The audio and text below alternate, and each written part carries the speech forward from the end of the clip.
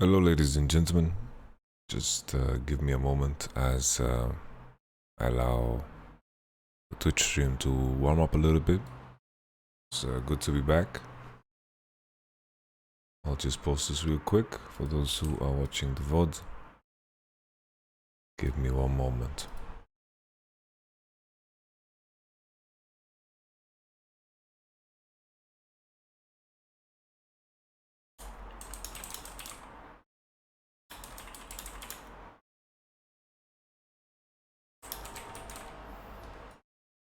Just to make sure I post this with some kind of picture. I'm sure they took some pictures of us. At the end. Honestly, open up the page with the pictures. Pain.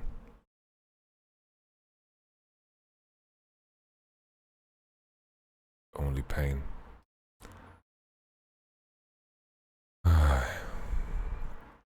Hello everybody that tuned into the Twitch stream. Seems like I can't find any picture of me, which is fine. Yeah, there's no picture of me on the files there.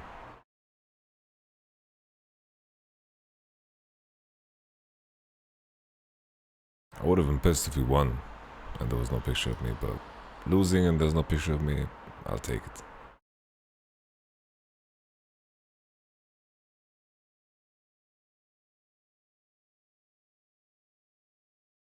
We're gonna talk about the playoffs.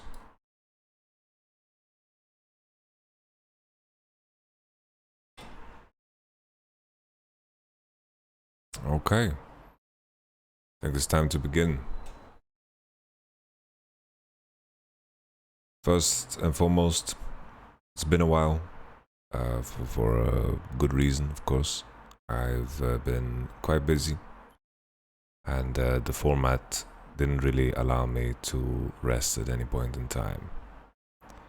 I've been very sleep deprived, but so has the rest of the staff, and you know, with what we managed to accomplish, I am very proud of the team. Kevin Shaves has been a blessing. Tolki's been working hard. Fab has been working hard. You know, the gauntlet system. There's a lot of things that definitely are not in your favor, right? But we did, in fact, the story of our gauntlet run was each best of 5 forced us to figure out something. The first one against Vitality, honestly, out of all of the best of 5s before Mad Lions, the Vitality one was very tough. It was very tough for us because we had the Corona thing, and honestly, Vitality put up a fight. I think Selfmade made Vitality very dangerous. Very dangerous. Game 1, he played a very good game. We lost that game 1. It was pretty one-sided, and I think it was at the hands of Oscar. I think Vitality, due to the seeding, I know that a lot of people are talking about the idea of, Rogue doesn't deserve to go to World and so forth, but, everyone's aware of how the seeding works during the split. And if someone like Rogue do very, very well during the regular split, they will be rewarded for it. We are all playing under the same conditions. To have this idea in mind that someone deserves more to go to the World Championship than Rogue, I think is quite crazy. Because they performed very well in 2 regular splits. They lost in playoffs, but, those are the conditions that everybody knew that they were operating under. And I can assure you that there was no team in the regular split that tried less hard to win or tried more to win. Everyone wanted to win, right? Everyone wanted to win, is what I'm trying to say. Of course, there's teams that tried harder than the others. But the bottom line is everyone had the same conditions. Everyone knew what kind of impact regular split had, and Rogue managed to win out plenty of games. And still, they have time to improve, and I don't think people should give up on Rogue so fast, you know? I think both us and Mad are very awkward for Rogue, and I think their weaknesses are quite highlighted against us. But all in all, you guys should support Rogue too. I've seen in the community that people are like, yeah, Rogue should fight to the death with other teams. But there is something in League, like stylistic matchups are real. So back to the point about Vitality. You know, Vitality were dangerous because they had serious teeth on them, right? They were willing to take risks in the same fashion that we are, as like Fnatic and Mad. They're willing to take risks, and they're willing to make the decisions that will put you in a position to drive the game and to dominate the game. And that's what made Vitality dangerous. I think game 4 we threw right. We were in a very good spot. I think we had a serious bot cap in that best of 5. Like the bot cap was so immense. I think, you know, everything was around Lydia and Selfmade trying to get things done, but mostly Selfmade. So I'm still happy that he figured out, you know, a lot by himself. You know, I wasn't, obviously when you break apart and you know, the decisions that are made is all business, but I care for Oscar, and I truly wish him the best. So I was happy that he made us sweat and he made us work hard. Very happy for him. Next one was Misfits. Misfits, I'm not sure. You know, they seem to be, you know, like a lot of the games that they played in the regular split, you know, we lost games against them because we threw. I believe on 2 occasions we were 5,000 gold ahead against Misfits, and we just managed somehow to throw the game. And it's crazy to think, you know, everyone, like the majority of the community, well, like, yeah, Fnatic is done because we lost a couple of games. But we win another game, and it could have been the difference between us being first or second, right? Just the league happened to be very top heavy, and we threw, I believe, 3 or 4 games with a massive gold lead. We threw against SK with about 5k gold ahead. We threw against Misfits twice with about 5k gold ahead. So that was just us struggling to deal with our own demons. Because in my mind, if you manage to accumulate a 5,000 gold lead at an early point, you've managed to succeed in the difficult part of the game. But the Vitality series definitely taught us a lot of things.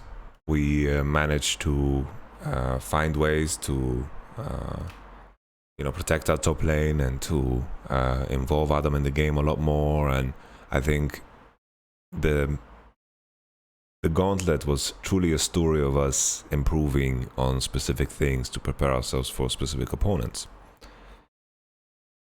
Misfits try to do this thing where they try to shut down our homie Adam, but Adam Renekton was, you know, if he didn't, thank you so much for your subscriptions, guys. John West and of course Rabbit, you are a regular, 20 months. I appreciate it. His message was, good job in playoffs, coach, you did well. And John West left the message, are you Jana?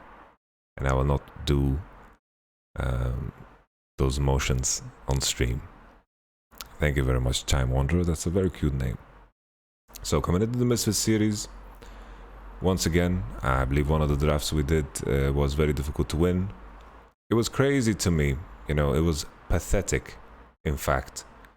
You know, we had to play 2 best of 5s in the same week, which is of course the result of the position we were in, and I'm not complaining about that. But we had to play 2 best of 5s in a week, and it was hilarious to me that like the only way I could, you know, not justify, I'm looking for a different word. To, trying to find a different word, not justify, but, you know, when someone makes a decision to, like, understand it, the only way I could relate to it, you know, the decision that G2 and their staff made in order to call us out for the pauses that we made, that to me was absurd.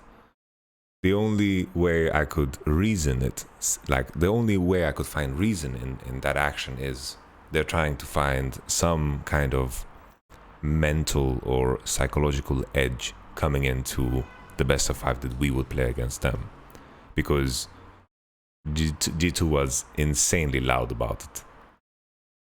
The pauses, so the pauses we did, one pause happened and the duration of the pause, you know, it's not in our hands, the duration of the pause.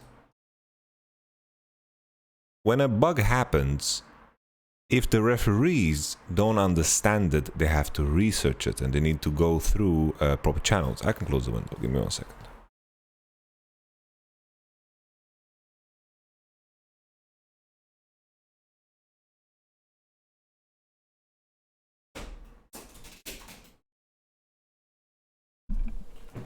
There you go, the window's closed. So they have to go through the proper channels to research it. And the duration of the pause is really not in our control. It just isn't in our control. This is not something that we can do anything about. And this particular instance was with, you know, something happened that I didn't know about. I didn't know this interaction. And to set the expectations of all players that they should understand all interactions and read every wiki page is crazy. It just is. It's crazy. Because most of the time, you learn how to pretty much... I can turn off voice activation too. Give me 1 second. Properties, I believe it's noise gate. Give me 1 second. Filters, noise gate. Let's just remove noise gate. That should be better, I guess. So yeah, like the only reason I could resonate with what G2 did was because they think that they were going to have a mental advantage. I thought it was really cringe that like Grabs and Yankos and also a lot of tweeting. I just really cringe.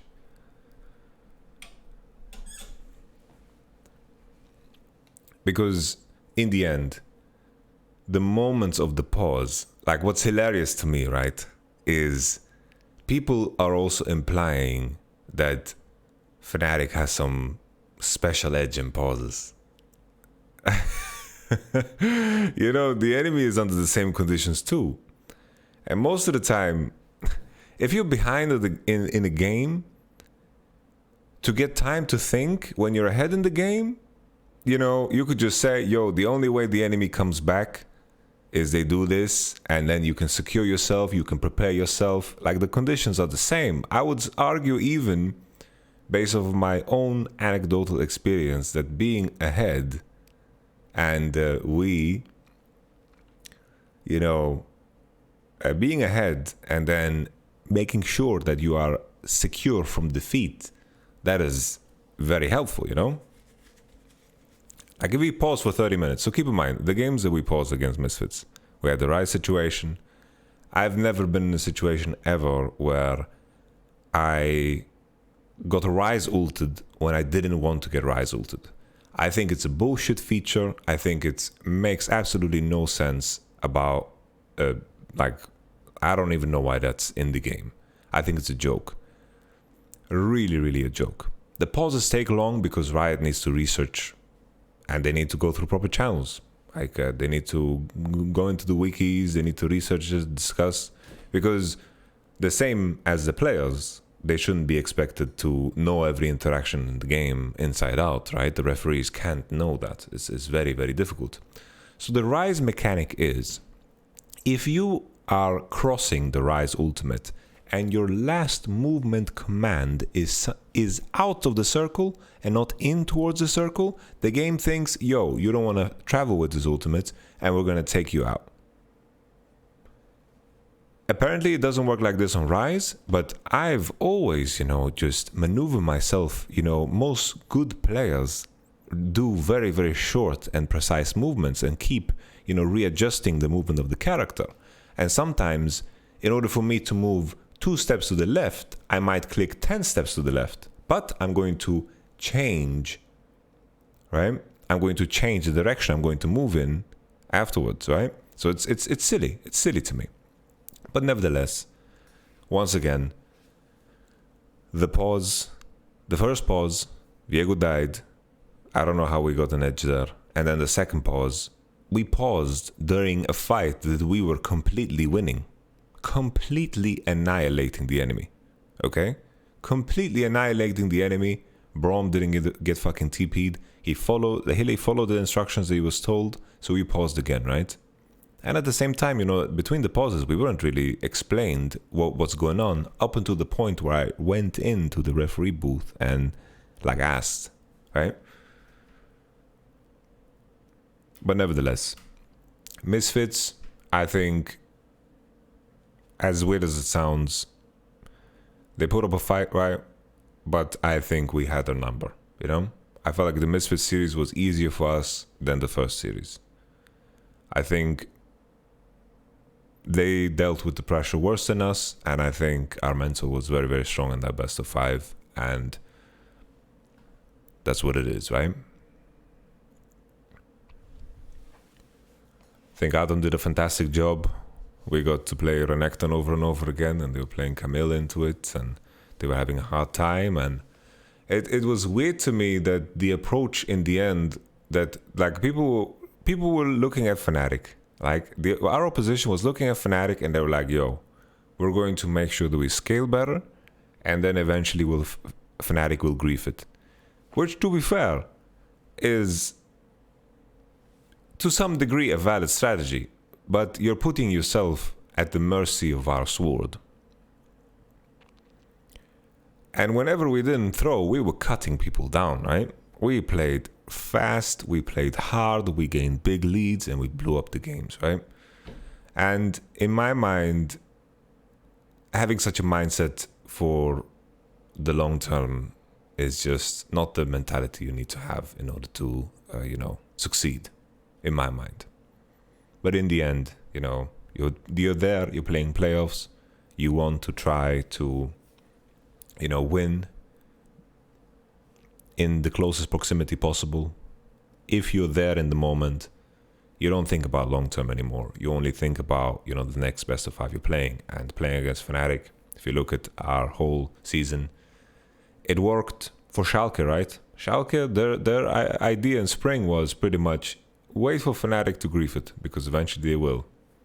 And with patience, you could beat Fnatic. But now, I feel like we've gotten a lot better, and we're doing things in a proper manner, and we've learned to channel, this wildness about ourselves, and we can play very, very together, and everyone is very much so on the same page, and that makes us very, very dangerous.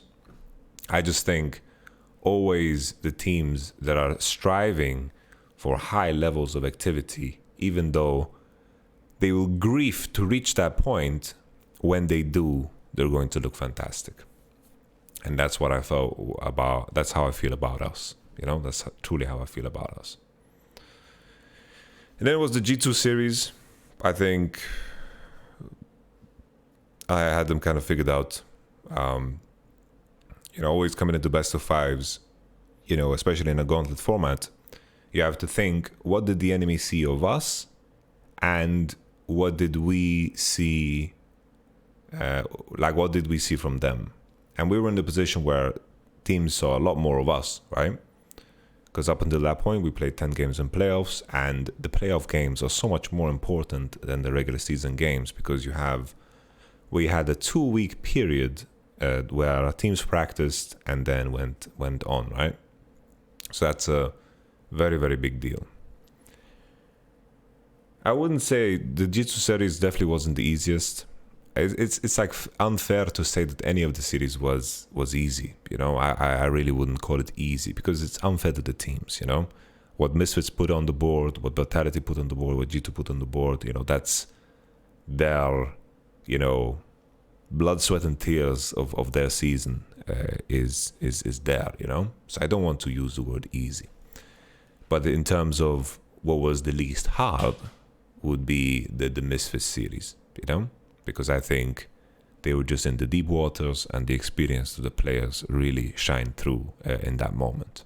And, you know, you guys have, you know, Misfits have players that are going to grow into fantastic players in the long run. Viteo, you have Razork, you have, of course, Hirit.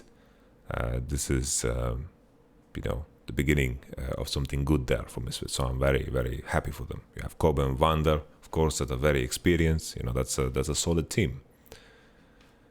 It's just when Nitsky is solo killing enemy LeBlanc, you know, that the game is not going to be good. You know, it's you know, there's a thing. It's like similar in chess when they say a knight on the rim is dim. You know, controlling the center the same way in League of Legends. If a Twisted Fate gets a solo kill, you know the game is over. It's just the game is over. Coming into the G2 series, what we learned from the Misfits series and Vitality series was very helpful in the G2 series. I expected a very different version of G2, and it also felt like we faced a team that was kind of hoping that we would just throw, right? That was very strange to me. I didn't see... I was preparing for the deadly 2v2 of G2 with Jankos and G2, like with Caps, of course, but that didn't really show itself. Instead they went the scaling route, and it seemed like G2 couldn't figure out enough, and it just seemed on the day that we figured out a lot more, we were looking a lot better on the day. I think also, like all 5 games could have been won. I think against Misfits, all 5 games could have been won for us because we were in a really, really good position throughout the games. The same thing for the G2 games. All 5 games could have been won due to the positions we had in the game. And the Vitality game, like Vitality game 1, that was a game where we got, you know, smashed. And it's funny to me because preparing against Vitality was tricky because they're very unorthodox, they're very awkward to play against, and preparing against them is hard. But preparing against Misfit and G2 is something that I have experience with, and it was definitely easier to prepare against these 2 teams. But respected them, you know, and on the topic of G2, you know, a lot of people are giving them shit, but I think every single player on that roster have bought enough credit for themselves over the last years to be given another chance. And the G2 off-season is going to be very interesting because, you know, they have some great players there that can definitely, you know, be top in their position easily wherever they go. Sometimes you just...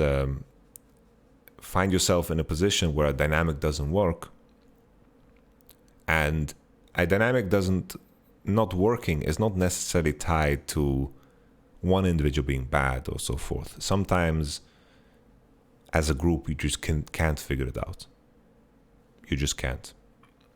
I remember back in Splice, when I was in Splice back in 2017 in spring, I had a very similar feeling, you know. Our dynamic, we couldn't figure out our problems, and it was time for me to move on, even though with Splice we managed to achieve great things. We had 5 rookies go to Worlds.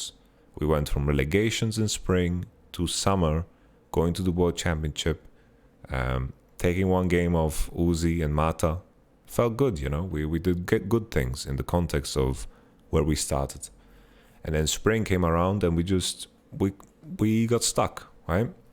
And I believe G2 were in a similar spot. And for us at Splice, at the time, it didn't feel right to point, oh, this player needs to be out, this player needs to be out, this is this player. No, it didn't feel right at all.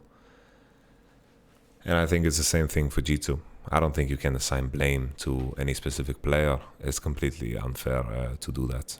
So I hope if there's any G2 fans out there that you guys are lending your support for the players, because with what they've given to Europe and for the European fandom, they deserve it.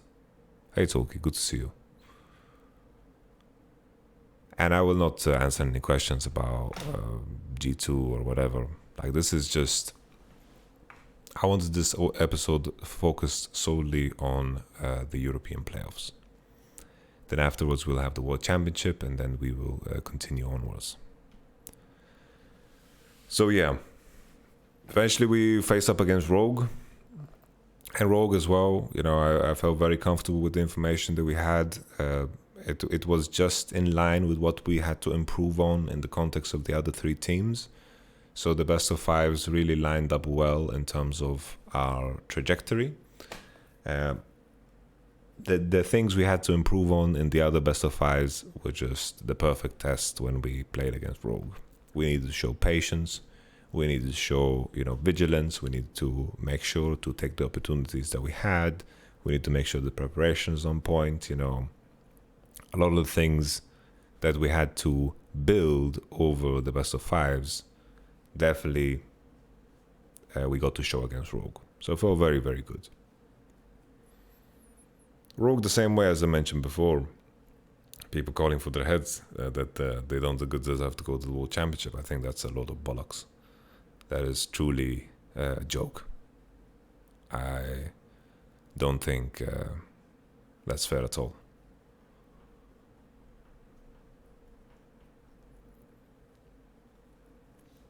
But that's definitely one of those teams that needs like a fresher perspective. Because now the same thing keeps happening over and over again for Rogue. Very, very good trajectory, and then it dips. I remember back in 2020 when they took G2 to 5 games, I was very impressed by Rogue. They began to show some new colors. But then at the same time they went to the World Championship and they had quite a tough group. So it's, who knows? Maybe going through play-ins was the best thing that could have happened to Rogue. Maybe. Because the play-ins are going to be tough. They are really going to be tough this year. You're going to have an NA team, EU team. You're going to have PCS team. You're going to have a Chinese team and a Korean team. So that's going to be not so easy as before. I can assure you that. Maybe it's the best thing that could have happened to Rogue. We'll see. You guys say NA team Omega Lul, but that NA team is going to be Cloud9. And I don't think it's a team that you can underestimate. T1 is not in play-ins. T1 is the second seed out of Korea. Genji is the third, which is another second seed. And then, of course, you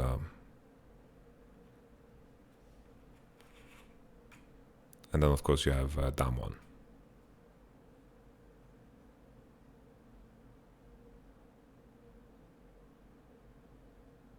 Oh. Oh. Okay. T1 is third seed, fourth seed. Okay, okay. I see. That's true, they had a rough spring. Forgive me. So let me double check this. So I can repeat myself and correct myself, of course. T1. So they play for their seeding. Okay, okay. But nevertheless, it ends up being the same, right? So T1 is minimum, like they're qualified to Worlds play-ins. But I'm assuming T1 is going to win the gauntlet. Nongshin versus Hanwha Life. I'm very sad the Sandbox didn't make it through. Nevertheless, I'm assuming Hanwha Life is going to be the third seed, T1 second seed, so forth. Doesn't matter, guys. It remains the same. There's going to be a Korean team, a Chinese team, and there's going to be a C9 and a Rogue in play-ins and another PCS team, right? Or LMS or whatever the region is called, right? So either way, it's going to be tough. And if Rogue can't get to play-ins, they'll pull another Mad Lions. Maybe they'll come back and win 2 splits. That's what happened to Mad Lions. So maybe there's some secret sauce there. Like the moment you don't make through play-ins, you come back and you fucking go back to back. I hope it's not true, because I plan on winning the fucking splits next year. Always after a best of 5 like this, everything that you've ever done, it begins to, at least for me, it flashes through my head. It's just like after the game was finished, the last game, and we lost, and I am just like, everything that we've done up to that point just flashes by my head, because you begin to think, what could have done different? And I've been trying to win the LEC for as long as I remember, ever since season 3 when it was released. I've tried to win the LEC, and in my bones and in my heart and in my mind, I truly felt like this was it. It felt like I felt very powerful coming into the finals. I felt strong. I felt confident. I felt confident in my boys. And on the day, I think we performed worse than we could have. I know that we are capable of way, way more. And obviously after days like this, when you don't perform as well as you expect yourself to perform, as a coach, I begin to think, like, what could I have said differently? What could I have done differently? What could have we prepared differently? Should I have slept more? Everything comes into question.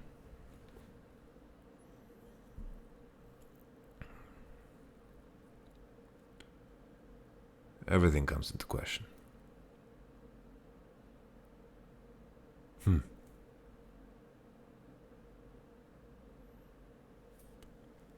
No, I still, the journey that we took from where we started, I am very proud, immensely proud. I think the experience that Mad Lions had, and the position we were in, like, keep in mind, Mad Lions played 7 games in playoffs and we played 18.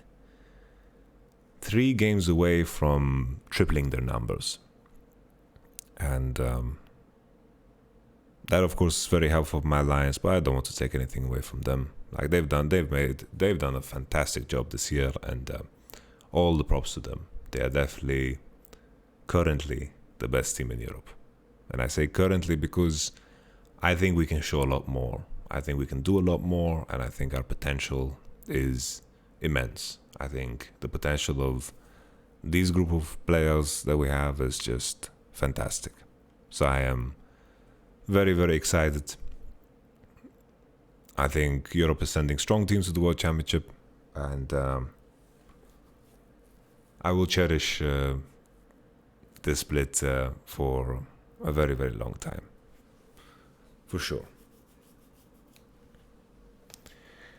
I play against Mad Lions. They definitely it's very evident that they take a lot of inspiration from the LPO. Very evident that they took a lot of good lessons from MSI. I think they are very good at playing together as a unit. They are very, very good at understanding tempo and playing off vision and using fog, which is why they always, end up beating Rogue, right? Because Rogue, these are the faculties of the game that the Rogue struggles in, right?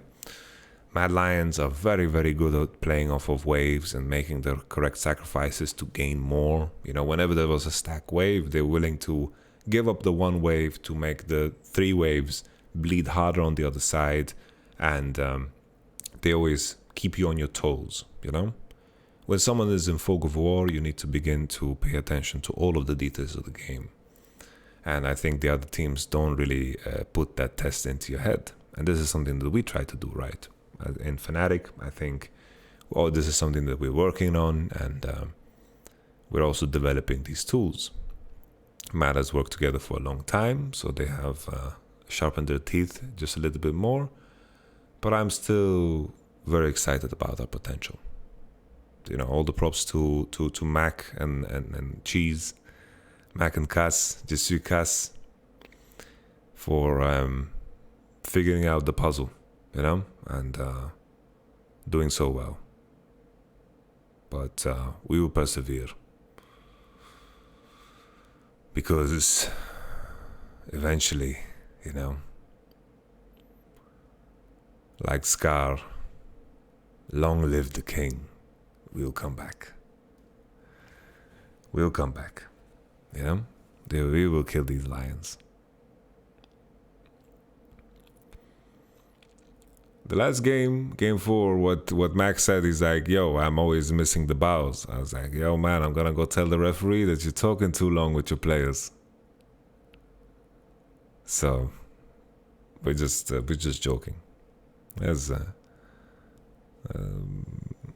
I've had very few interactions with Mac, but he seems very, you know, down to earth, and he comes across as a very kind person. Imagine, first year as head coach, wins back-to-back splits, you know? Props to him.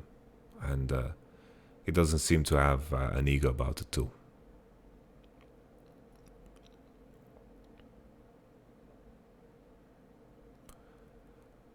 Mac has some good-ass tie game. And last year, I believe it was he head coach last year already? Maybe he was. I don't know, man. I don't know. Either way, this is gonna fuel me. This is gonna fuel me. Mac, I'm coming for you. I'm coming for you and your Lions. I really, really want to beat you guys now. You have no idea, man. I keep having these dreams that we're gonna face you at the World Championship. I see you guys in the semifinals, and boom, boom, we're gonna come swinging at you. We're gonna come swinging at you. I'm very excited for the World Championship. It's kind of weird, you know, with the whole China thing going on and the China thing being cancelled. And I was kind of looking forward to go there, because the last time I played in Chinese solo queue, honestly, I got higher rank than a lot of the players that that went to the World Championship last year.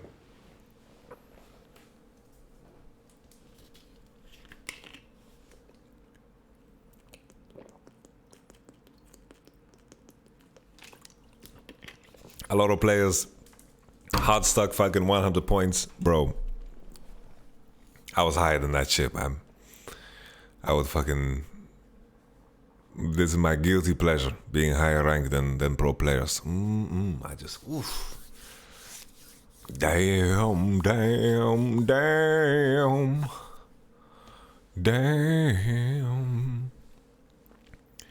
Now, I'm immensely excited about beating Mad Lions. I am happy that Mad Lions played well. You know, I'm happy that we faced a tough competitor. And the next time we face them, I want to face the best version of Mad Lions again.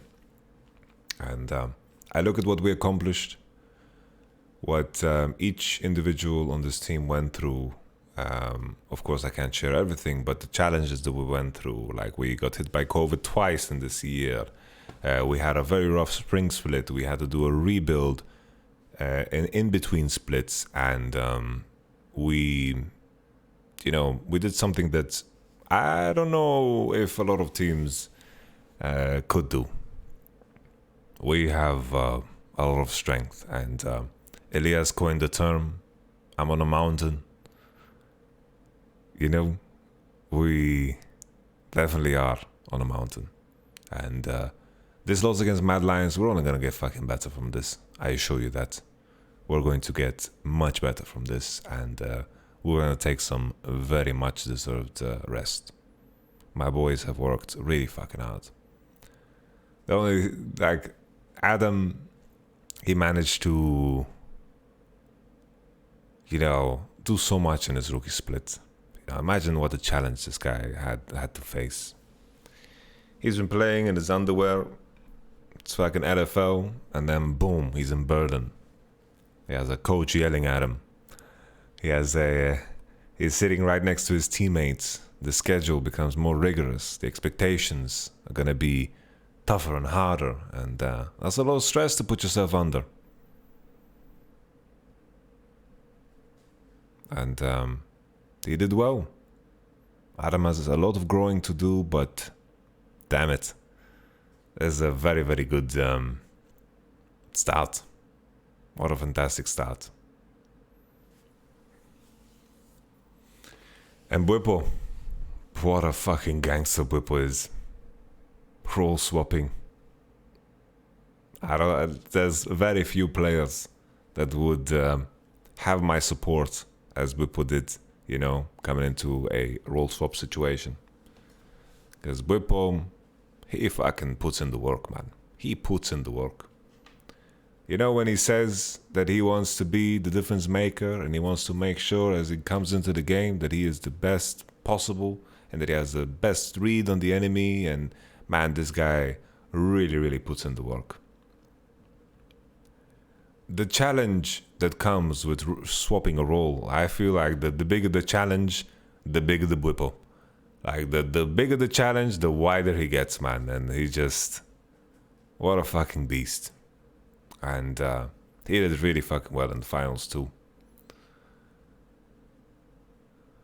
I don't think there was any jungler that, you know, had some fucking edge against Bwipo. Fucking Bwipo massacred junglers in this playoffs. People saying Razork is better. Massacred. You're saying Inspires is better. Toof. You know, the bigger the challenge, the wider the fucking whip. What a blessing. And Niski, man. Freaking Niski. Niski just fucking cracks me up, man. He makes everybody laugh. But this guy, you know, people were fucking, you know,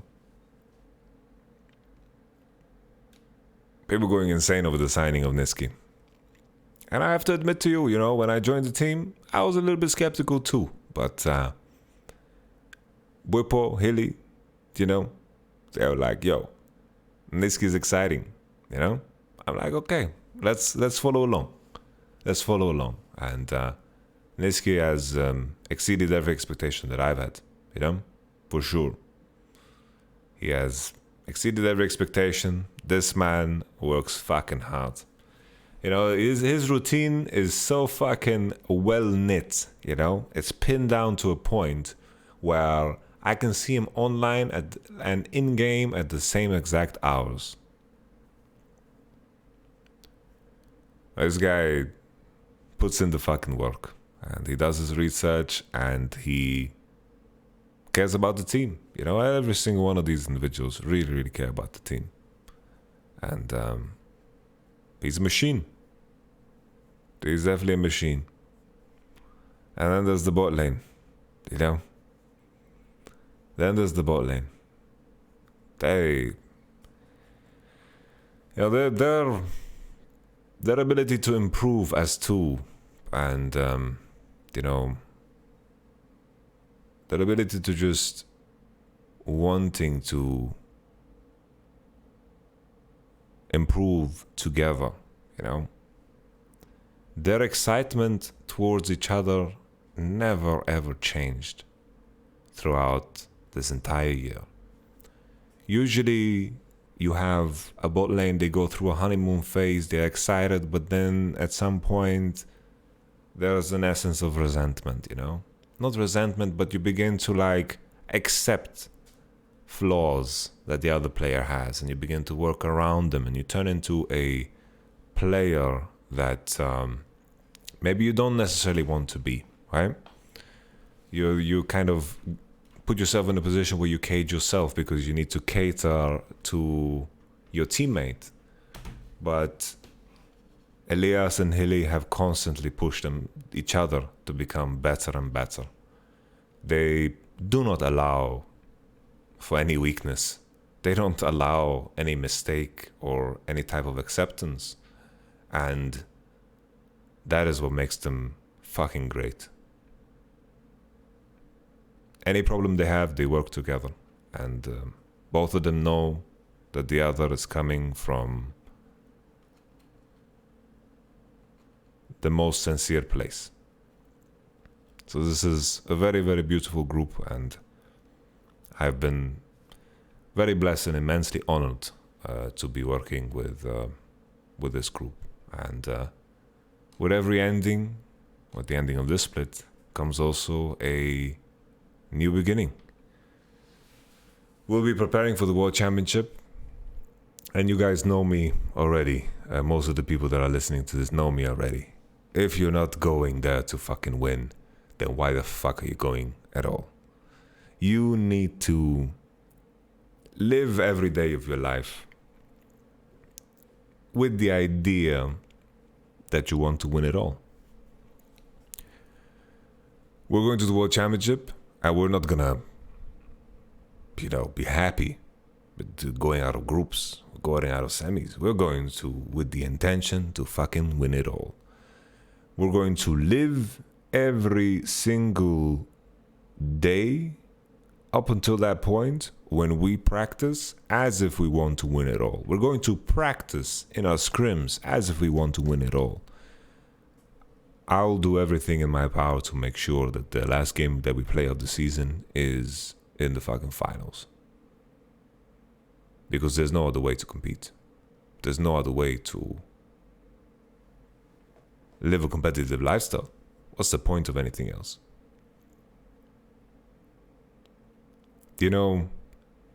Before heading into the LEC finals, I had this weird thought. I was like, what if I win the LEC and then I just feel nothing? Because that was a worry of mine. Like, what if I win the LEC and then I feel nothing? And then I realized, the moment I win the LEC once, I'll want to win it again. I'll want to win 3, 4, 5, 6, 7, 8, 9. Maybe at 10 I'm grey. But I'm not gonna set any limitations.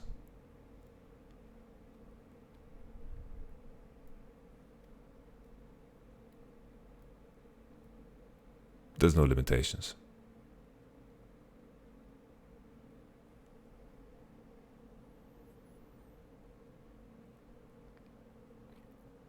I always tell the boys, eventually we will play the last game of our season. Who are we in that moment? Who are we in that moment? When we play our final game of the season, who are we? Who are you going to be when you play the last game of your season? In that moment, everything that you've done up until that point will be tested. And there will be no room for regret. So it starts in the practice. The only way for you to prepare for the eventual final game of the season is to treat every game that you play as if it is your last. Like nothing else exists. And that you're putting everything on the line to fucking win that game. And that requires you to connect with your teammates to be the best version of yourself and to push yourself. So I'm excited. I've been very blessed with a fantastic group.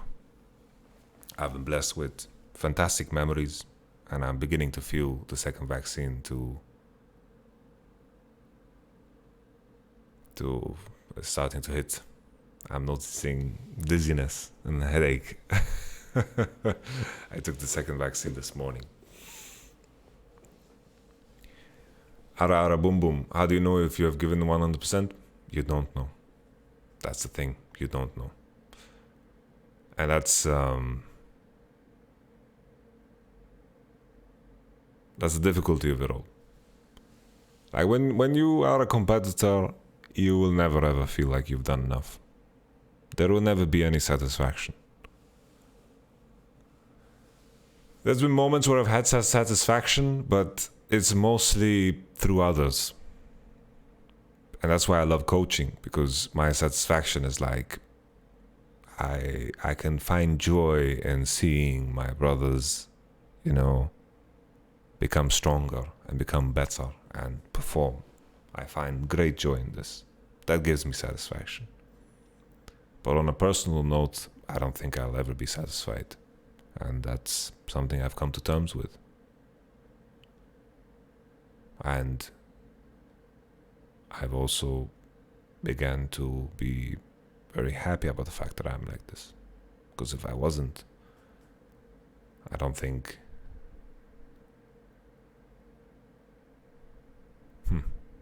I would have gotten to the point where I am here today.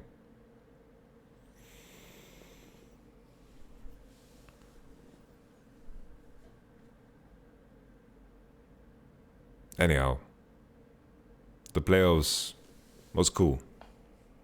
I definitely feel like on a different day we could beat Mad Lions.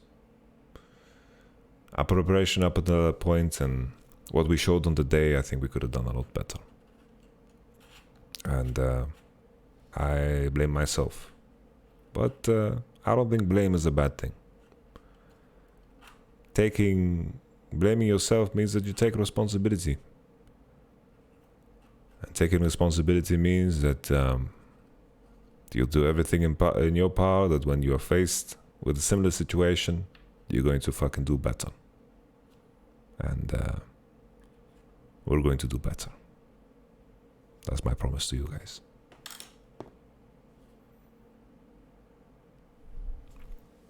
So the rumor is that we're going to Iceland. I would love to go to Iceland. Fucking Aurora Borealis and all that shit, man.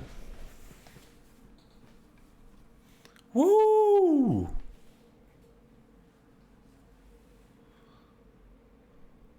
Fucking geysers.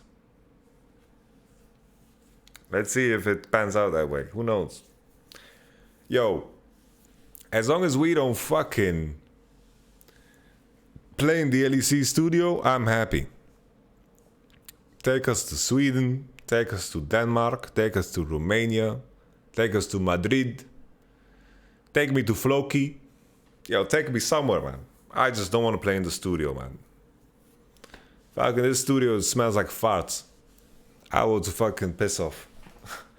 I want to experience something else. Fucking fart studio.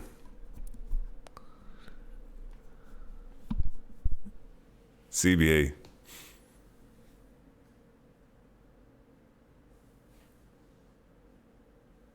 Yeah, take me to Zimbabwe, bro.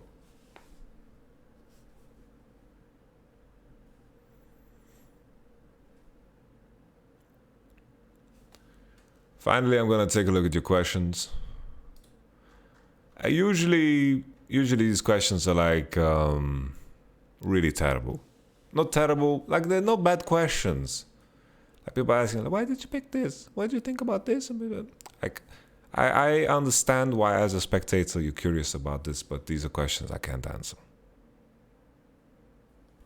So let's see.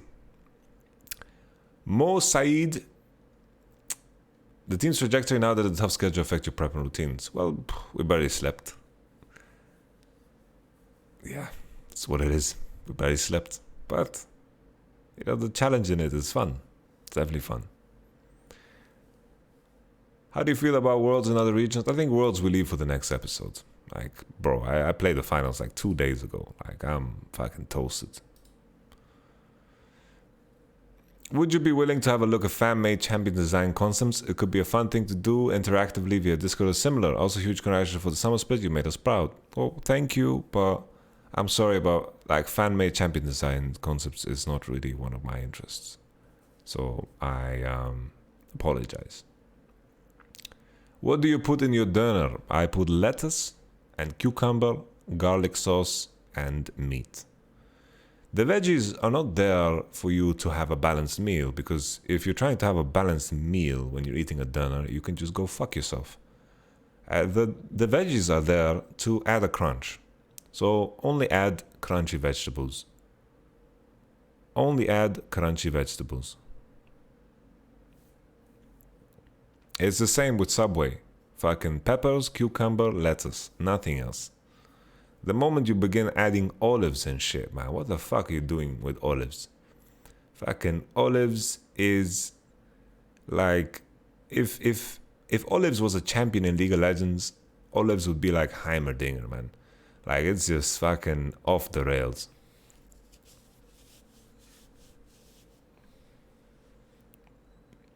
Lettuce is like Oriana, you know.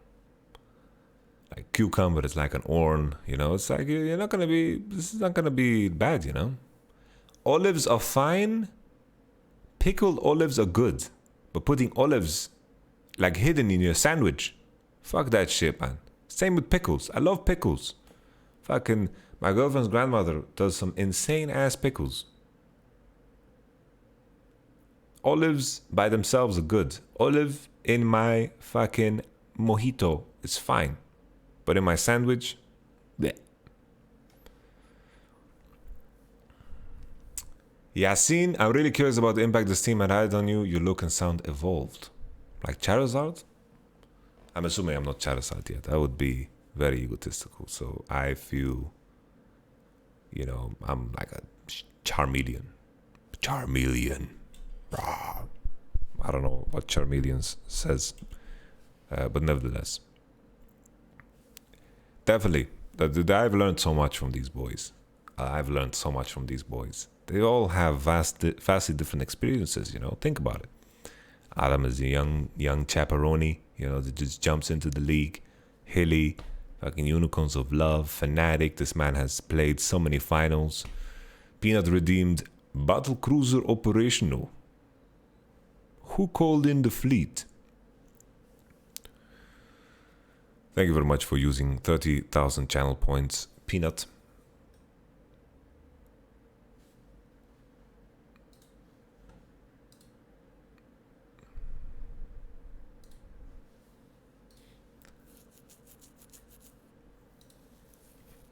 I lost my chain of thoughts. I don't know what I'm doing anymore. I am melting. My brain is melting. Yeah, I definitely learned a lot, you know. I was talking about Hilly's experience. Bwipo has a unique experience. Man went to Turkey, to Russia. First split of his life. Soaz breaks his hand because of silliness. Bwipo gets subbed in. Turns out this guy is fucking brilliant. His AD carry is having a meltdown. AD carries are not viable. Boom. Bwipo comes in and shows the whole league how big his dong is. Slaps everybody around. Boom, boom, boom, boom. Goes into playoffs. Switches back to top lane. No problem, baby. Wins the final. Goes to world finals as well. Plays against the Shy. Unlucky. It is what it is. Goes to world finals in his first year. What a goddamn baller. Upset. Upset has had very different experiences with so many different teams. He's been on Schalke. Many different alterations of Schalke. Origen into Astralis. Many different experiences. And this man is what? He's 21 years old. Man is married too. Man, so many different experiences that you can learn from and to harness, you know? You used to talk shit about Fnatic players, now you're looking like a hypocrite? What the fuck are you talking about, man? What are you talking about?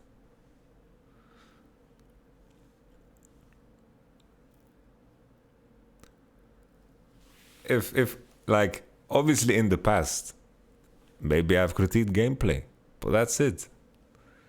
Like, what are you smoking, man? And then there's Niski. My man went to C9, won a split, went to Worlds, got slapped, came back, decided to become Doinby, started playing Kiana over in North America, was making everybody dizzy. Ooh. What a madman. Comes back here. So many doubters. Oh, don't bring that NA stank to fucking Europe again. Boom. Slams everybody. You know, there's so much to learn from this group.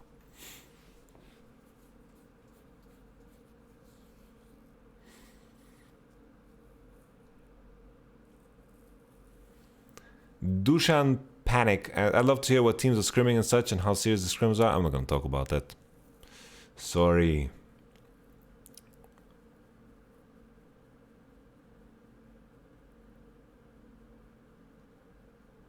Top playlist coming into Worlds, not going to happen. Sorry. What, in your opinion, is the best thing a league coach can offer a team? Everything they need. Everything your player needs. And that's the task, right? Figuring out what a player needs. Sometimes players need more, sometimes players need less. Sometimes players, and it varies in all shapes and different sizes. I used to look up to Reaper as a player. I don't know how he functions as a coach, but he has good results. The captain store. What's your perfect place to rest after a double long split? So the most expensive item in my house is my bed. So if I ever get robbed and someone stole my bed, I'll be like, fuck. Because my bed, I spent 13,000 euro on my bed. Or 12,000, something like this.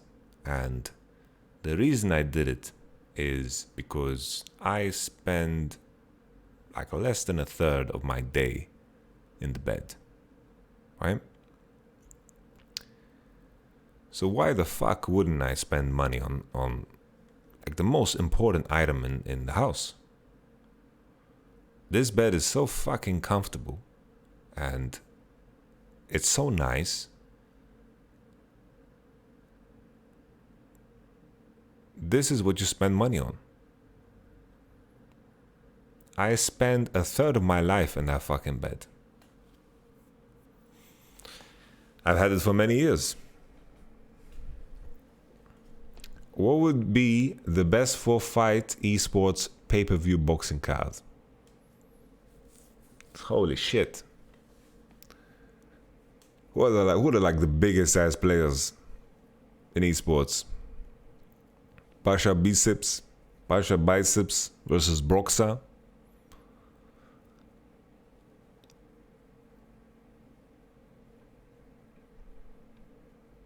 Then we need like a flyweight. We need Rookie versus Faker.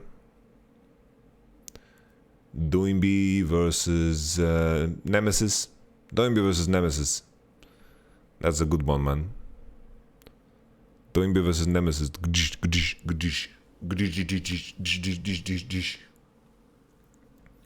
Doinby comes in, attacks him right away. And then Nemesis like, yo. He's like, Nemesis like waiting for the late rounds because he's scaling, you know, he's fucking scaling. He's saving his energy, he's scaling. And then Doinby just gadooshes him, man.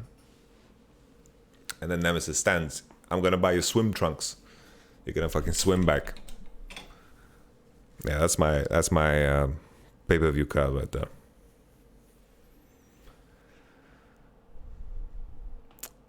Boom, boom. Marcos asks, do you agree with a team having to play 2 best of 5s in 2 days? If I tried to disagree, Riot would be like, yo, we gotta play Yamato. I had no choice but to agree.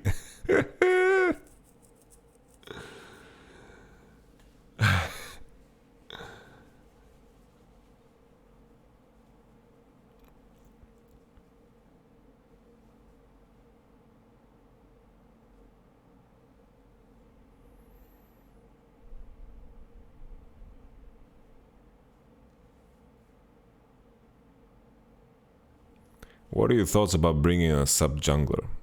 Come on, man. Whippo is it's a genius.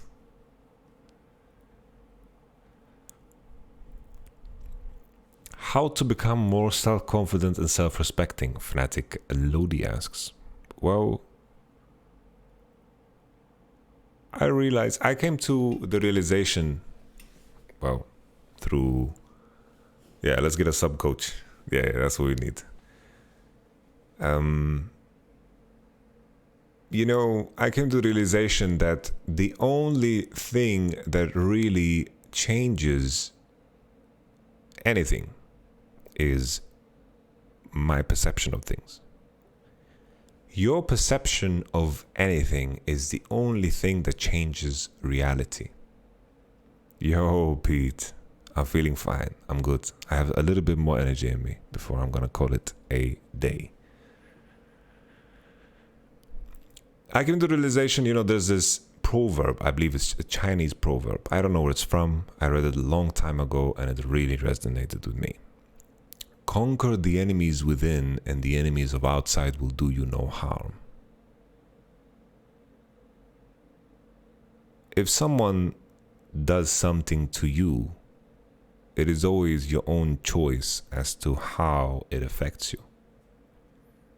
And this line of thinking empowers you to act more in the manner that you want to be. Because if someone calls you a dickhead, right? In that moment, it can affect you, or you can choose to not let it affect you. And it takes practice, right? Because a lot of our reactions are very natural. But natural is not so relevant in a world that is not so natural, right? Natural would be to eat a shit ton of carbs and sugar because your body is preparing for a apocalypse that's not going to happen. We have a body that is not really designed for the world that we're living in, right? Just look around you, right?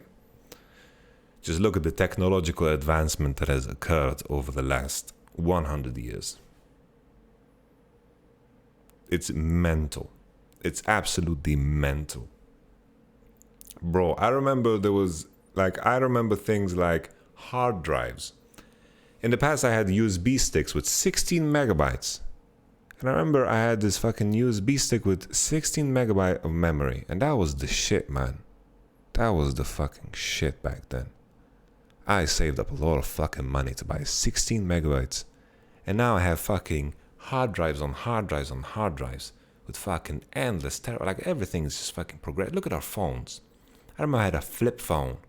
And that phone, the internal storage, boom, 64 megabytes.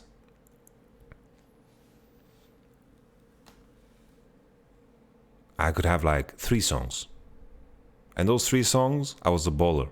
Because I could infrared. I just infrared it to people. I had like this Walkman. You know, I had these 2 songs. And then for Christmas, all I wanted was a memory card. Boom. 500 megabytes, baby. Nevertheless, back to your initial question. The world is not natural. So a lot of the things that feel natural are no longer that relevant. So, in the end, our own perception of things is the only thing that affects us. And if you take charge of that, you can take charge of everything else too. There's so many things in our life that is outside of our control.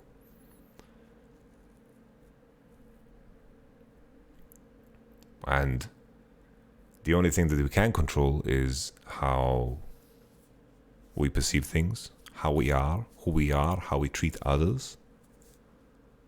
And in that, also how you treat yourself. Because in order for you to love others, you also need to love yourself. I realize this too, you know? I need to be who I am and not sacrifice who I am to truly love the people that I'm with. So it starts within, right? Be the person you want to be. Strive towards something. Make goals. Work slowly towards it. And realize that that's the only aspect of life that you can control. And with a little bit of luck, everything plays out the way you want it to play out. I am busy, I don't know. What is it? I don't know. Thank you for your subscription, Reddish Star. I'm busy. I'm recording, I don't know.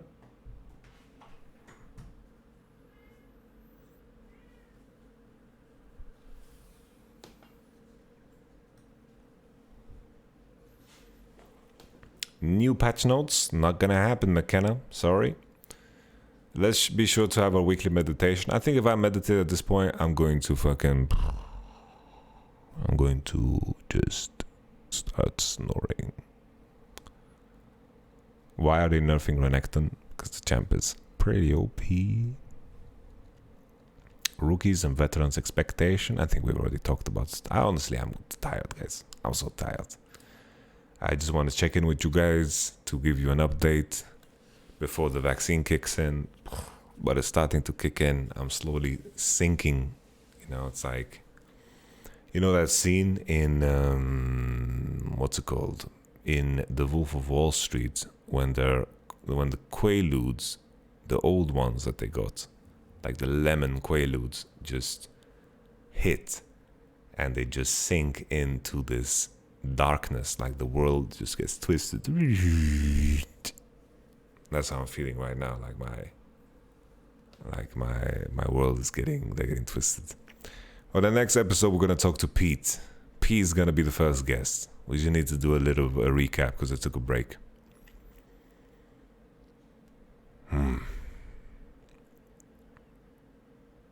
Thank you, Red 99. 15 months of goodness. Appreciate it.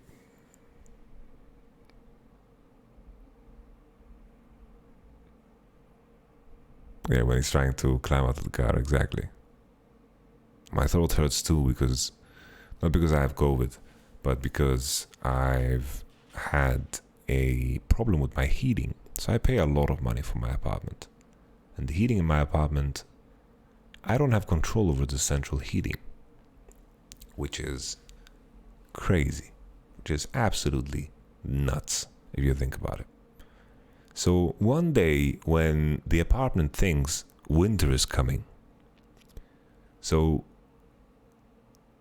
my apartment thinks that the winter is coming, so every room in my apartment just turns into a fucking sauna. That's why my window was open earlier in the episode. Now my room, I'm looking at the temperature at this little thing that I have over there that shows me the temperature. 26 motherfucking degrees. 26 degrees. And that's not good. Not good at all. Very bad, in fact. Terrible.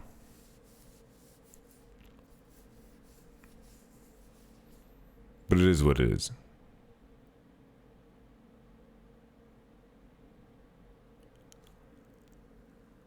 Hey. It's terrible. So I keep my windows open 24/7, which makes it too cold and then makes my throat hurt, and then it just goes in circles. It's too hot, too cold, too hot, too cold, too hot, too cold, too hot, too cold. Yuck. And I pay a lot of money for this apartment. So I'm suffering a little bit, but it's okay. Maybe I'll play a league game.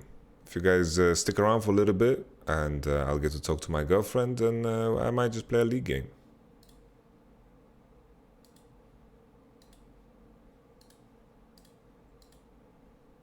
So, I'm just going to restart the stream real quick. Thank you guys so much for watching. All the best to all of you. I'll catch you guys on the next episode of The Voice of Yamato. Forgive me for being gone for a little bit, but positive vibes. Let me reset the stream, guys, so I can save the VOD. Boom.